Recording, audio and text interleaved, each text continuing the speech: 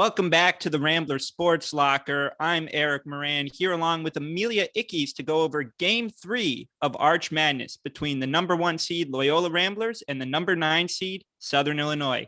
Amelia, who won the first game and how did they win? So the game was basically a blowout from the beginning, and Loyola went on a 10-0 scoring run to start the game before eventually taking it 73-49.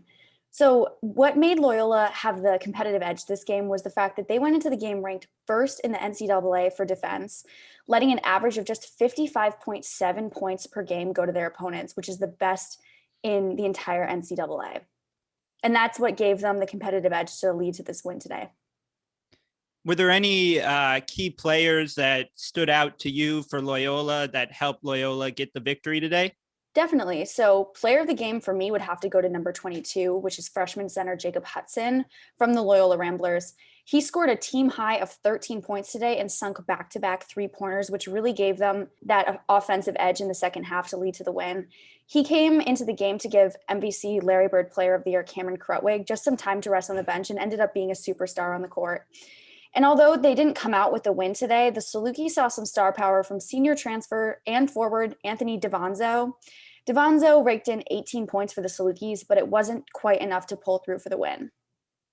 Loyola will go on to play the winner of Game 4 of Arch Madness, which Eric Moran is here to talk more about. Eric, who won in Game 4 and how did they win?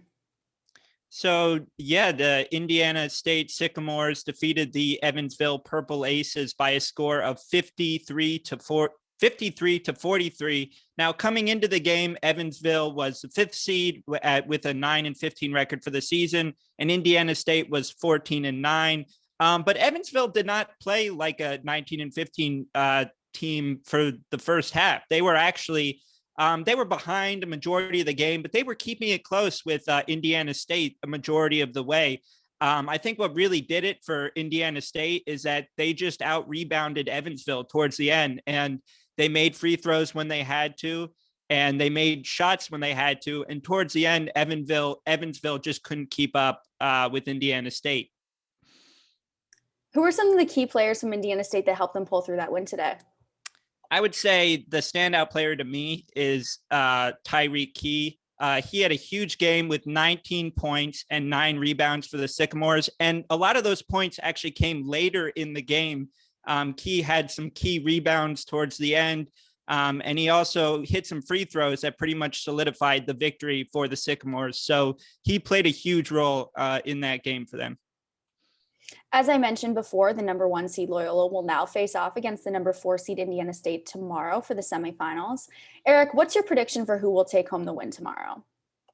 Well, I think it's important to note that in the first 2 encounters between Indiana State and Loyola, Indiana State won one and Loyola won the other.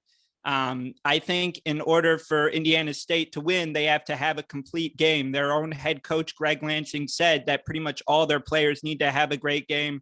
Tyreek Key needs to step up. He had a big game with 31 points in their first matchup against the Ramblers. So I think that the Sycamores need to play perfect against Loyola, who has one of the best defenses in the country. So I would take Loyola. I'd be surprised if Loyola didn't win. I think the Sycamores have to play a perfect game if they want to have any shot against the Ramblers. Yeah, I agree. It's definitely tricky to make a prediction in this situation because, again, we are talking about the number 1 defense in the country and a team that's nationally ranked at number 20 in the AP poll.